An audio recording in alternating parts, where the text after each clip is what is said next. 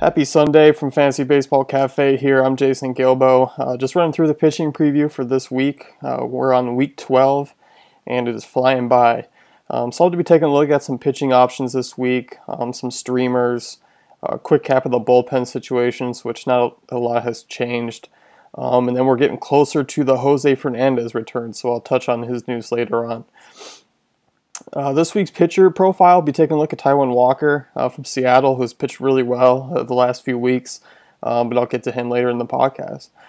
2 starts this week. It's highlighted by your studs, Greinke, Kershaw. They kind of headline the show, and then they both take on the Cubs and the Marlins, so pretty big strikeout upside with both those guys. Definitely, probably, you can't give an easy win from the Cubbies, but the Marlins should be a W for both of them. Johnny Cueto, David Price, King Felix, Madison Bumgarner, kind of your aces going. And then some Tier 2 guys I really like. Michael Pineda, he's got a great matchups this week. Takes on the Phillies and Houston Astros.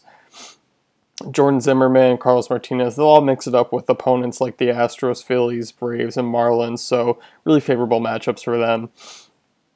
Some quick one-and-dones. Chichi Gonzalez for Texas. He'll make the start if you have him against Oakland, but then he's going to head to the Rogers Center and take on the Toronto Blue Jays. So that'll be a rough matchup, I'm guessing, for him, just because he doesn't have a big swing strike rate. He's a pitch to contact guy in the Rogers Center against that Jays offense. I don't think it'll bode well for him. They rank 3rd in WOBA against right-handed pitching this season. Just dangerous team at home and on the road, so I'll stay away from them. Another one, Chase Anderson. He's been pretty decent for Arizona this season. A 3.18 FIP, 2.84 ERA over 79 innings so far. Not a big strikeout rate guy, but he does pretty well. He's a nice whip, nice ERA, so he can definitely help you in those departments with some quality starts. But he is heading to Coors, so that'll be a tough matchup for him. But his stuff, I don't know. I can't see him getting too roughed up in Coors, just because his stuff is actually pretty decent there. It'll suit Coors Field, but still high risk, high reward there. I wouldn't risk it for just a quality start. Some use at your own risk guys this week: Hector Santiago, Jeff Samardzija, Colin McHugh, CC Sabathia, which I'll touch on a little bit later.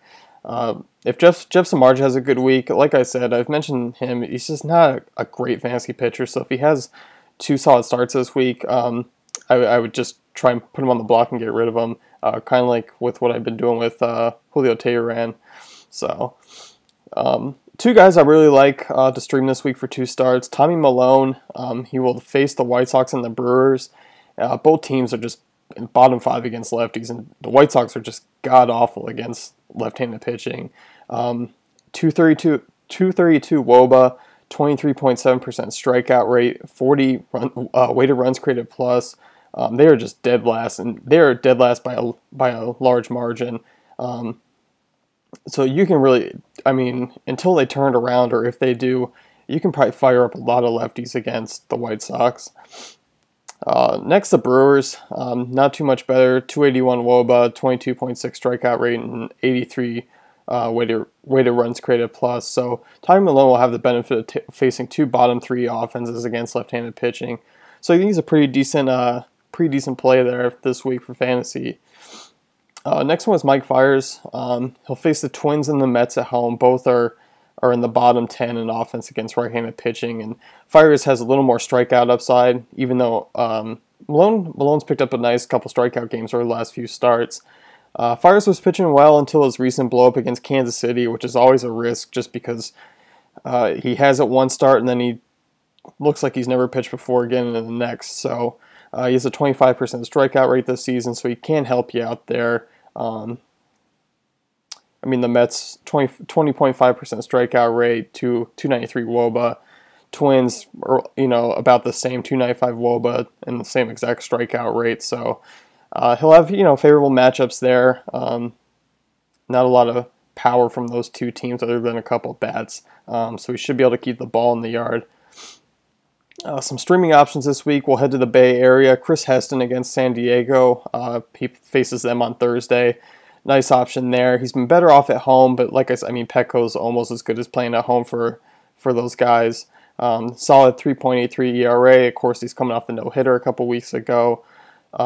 He really struggles against left-handed bats, allowing a 369 WOBA, but the Padres don't offer a ton of options from the left side to really hurt him. Just a couple of guys, but they're not really big power bats or guys who can do a lot of damage. But he's been pretty stout against right-handed pitching, right-handed bats. Sorry. And then his teammate Ryan Vogelsong has been pitching pretty well. He's always a guy who's a decent option at home. But he'll be in Petco. So he'll pitch the day before Heston. Not a bad duo there. So take a look at those two guys. And then CC Sabathia, he looks like he can have a good start, and then he finds one inning and tanks. But he takes on the Phillies, which is a safer start. I like his options there, especially because I believe he's heading up against Sean O'Sullivan, who's been just a mess. And the Yankees will back him up with some run support there.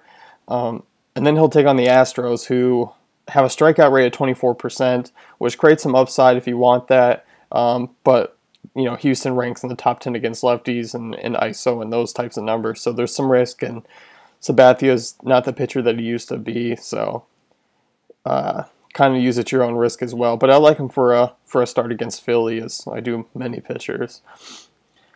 So Taijuan Walker is going to be our pitcher profile this week.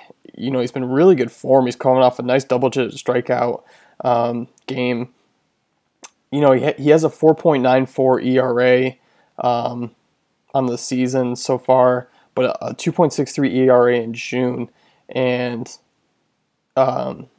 got a nice 9.6 swinging strike rate. His ground ball rate's still low, but he has improved it here in June, which has probably led to a lot of the success. He has a 2.79 ERA at home. Struggled really on the road, an ERA just over 7. Going forward, I really like him, just because if he shows, he's 22 years old. He needs to show this trend of building and learning, which I like. He's probably going to give up the long ball a few times, and he was a guy who was touted as a decent sleeper before the season, and kind of scuffled coming out of the box. So, but definitely a guy I'm interested going forward. You may be burned out hearing it and don't believe it, which I understand. But his strikeout rate has jumped 7% in June. He's dropped the walk rate tremendously. I believe it's just under 3%, so that's a good sign from him. And then his ground ball rate was close to 39% over April and May, and now it's up to 46%. So it shows that he's really figuring things out, and I like that he's trending upwards. So it could be a good guy going forward if he's out there to scoop him up. I think he's going to be a decent play for the rest of the season. So quick bullpen report. Not much going on. Just be on alert. As we get closer to the trade deadline here, we could see some guys on the move, which would create some options there. And you head over to the website, and we got that all covered in a nice Chasing Saves article. But Brett Cecil and Carson Smith kind of remain the guys who are not heavily owned in your average leagues right now. So those are decent guys if you need saves. Cecil is starting to get a little more opportunity, but hasn't remained consistent in those save opportunities. Carson Smith will remain the guy, for the meantime out there for Seattle. Trevor Rosenthal was the guy we were keeping a close eye on. He had some soreness in his arm, and it looks like he's going to avoid the DL. So no changes there for the Cardinals. And he remains a solid option. But just keep an eye on that situation just in case. The Rays are still using that duo closer with Boxberger and McGee there, which is not fun if you're an owner of those two, as I am with McGee. So you're going to hang on to them because they'll give you saves, but they're still not worthy of their potential right now. So injury report, guys. A lot of guys working their way back. We had Verlander come back, and A-Rod welcomes him back with a nice home run for his 3,000th hit this week. So welcome back, Mr. Verlander. and a couple guys making rehab starts. Hisashi Iwakuma, Steven Strasburg, Jake Peavy, Matt Cain. They're all working through rehab starts. Peavy and Strasburg are the closer ones to returning at the end of this month. Iwakuma and Cain kind of early July if you're looking at those guys. And then the news you really want, Jose Fernandez showed some great stuff, struck out 10 over 4 2/3 in his last rehab start. And the Marlins have set a July 2nd date for his return, and you can empty him from your DL spots and dispose him as usual. I'd maybe wait a start or two, and we'll catch up on some pitch counts and see what his innings limit. But having only 2 months rest of the season, I can't think his innings limit will keep him contained over September at all. So that good news there will wrap us up for this week's pitching preview.